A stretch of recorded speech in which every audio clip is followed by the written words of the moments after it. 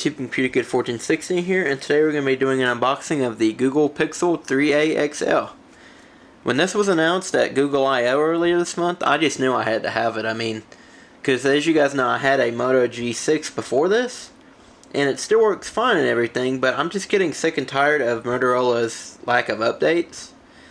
You know, because it's essentially just stock Android on those, so you would think that they'd get them out a lot faster, but nonetheless, they've been extremely notorious for that lately. So when this was announced that you can have the Google Pixel Experience for only $479 or $399 for the smaller model, I just knew I had to have it. So anyway, I got this today, and let's take a look at it. Now, I haven't seen one of these in person yet. I've seen a bunch of videos and whatnot, but I have yet to see this in person, so this will be my first impressions. So we're just going to try to be careful not to show the bottom because it does have the ESN information, but you can see pretty nice packaging. Let's see. Team Pixel. Sorry, I'm trying to get the focus fixed here. There we go. Yeah, very nice minimalist packaging. Alright, let me take the tape off camera just to make things easier. Alright, here we go. Now let's lift the... There we go. Very nice. This is the phone itself, which of course we'll come back to as always.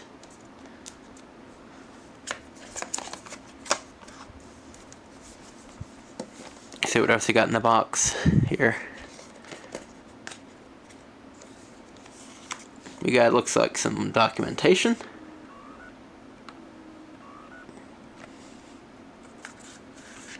See, we got a SIM ejector tool, a user guide. Let's see how in depth this is. It's more in depth than the one that came with the Moto G6. This is more of a user's guide as opposed to just a getting started on the other one. Yeah, that's kind of cool, I guess. It looks like they're trying to be like Apple and give you Google stickers. I might put that somewhere actually. It's kind of cool. And then of course your basic warranty information. But not okay. Next we got, this is an interesting choice on their part, a USB-C to USB-C.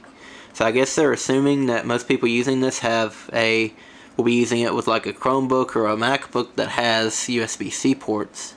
So that's again kind of an interesting design choice. I will not be using this cable anyway, so it doesn't matter. I have a much longer one than I usually use, so, but anyway, it's kind of an interesting choice there. And then I do have this USB-C to USB-A adapter. So I'm trying to get it out of here. It's kind of stuck in there. There we go. Which you can use to transfer files to your phone, or you can use it to make the turbocharger that you'll see in a minute work with old cables. So that's what I'll be using it for. Speaking of that, here's the turbocharger. It's 18 watt, which is really nice. Should charge very, very quickly. Yep. So see, it does have USB-C on here, so what you ought to do if you're like me is use this to use your old charger, so no big deal at all. Yep. Anyway, that's it for the box. Now let's take a look at the phone. So I'm trying to do this via the viewfinder. Let's get our first impressions here.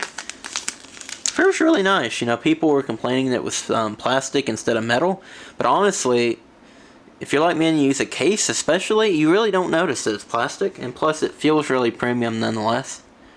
So let's see, you got the front-facing speaker, of course. Also, no notch, which I kind of like actually. This pretty much takes design cue from the original the original Pixel 3. So, as in no knot, so that's kind of nice in my book.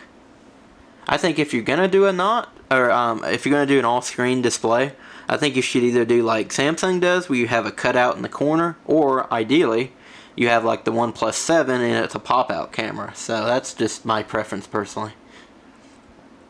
Yep, nothing else on the front, except that's a mono, or sorry, we had stereo speaker, but one of them's on the front there, and then the other one's on the bottom. Kind of an interesting choice there. It's got that, again, taken from the Pixel 3, it's got that nice two-tone design, which is, again, is all plastic, but it feels really nice. It's got kind of more of a glossy finish on this part, and more of a frosted finish on that part, so that's kind of nice. You got your camera, which I hear is really, really nice. I hear it's just the same, if not better, than the original Pixel 3 had. So that's really, really nice to see at this price range.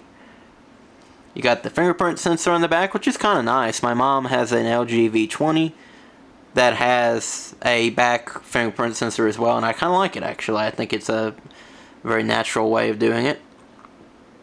You got the Google logo there. Of course, on the bottom, your USB-C port, and then your other speaker, like I said.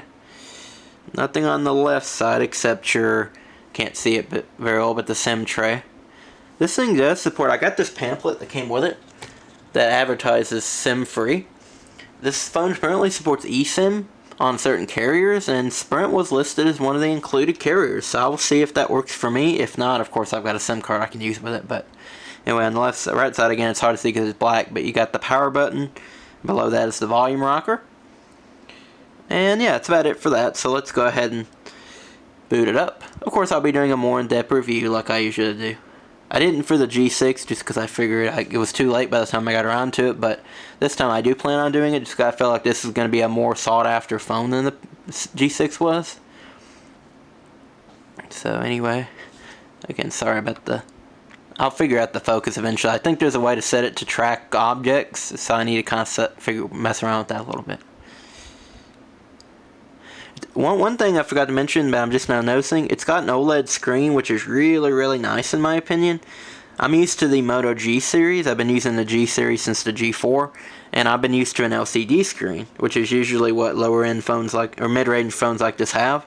But the fact that this has an OLED screen is really, really a plus in my opinion, and I think that's really going to add to the appeal. Because you get things like perfect blacks, always on displays, etc. Alright, so let's go ahead and get started here. And let's see if that eSIM thing works. Of course I'm going to do that off camera because I don't want to show any info, but yeah, I'm very curious about that. It's an interesting concept.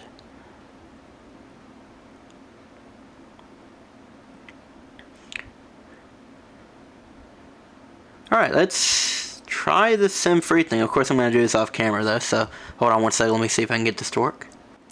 Well, maybe not. It gave me an error. It said I had to call Sprint, which is very typical. That's one thing that kind of bugs me about Sprint, to be honest, is that they're very picky about SIM cards. I've had that happen to me several times, but I don't think I've ever had one phone that I've just been able to put the SIM straight into. But anyway, let's go ahead and try the fingerprint here. Don't use Google. Let me do that. Don't use Google. Again, sorry, it's hard to do this one-handed. Don't use Google Home, don't use Notes, don't use News. I might start using Pay because this has NFC in it, which I have not had since the LG G4, so that's kind of nice. Personally, I would have rather traded NFC for wireless charging, but you know, maybe that wasn't a trade-off that I could make.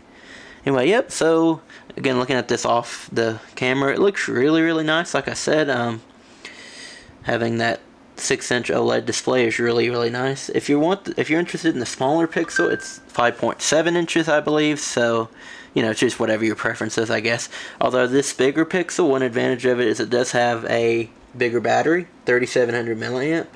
So that may be one reason to go for the bigger one.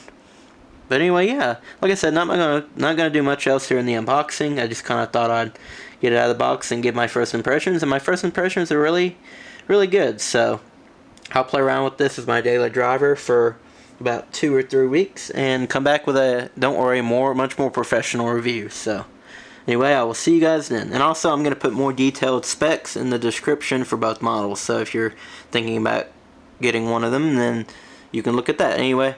Yep, so I will see you guys next time. Bye.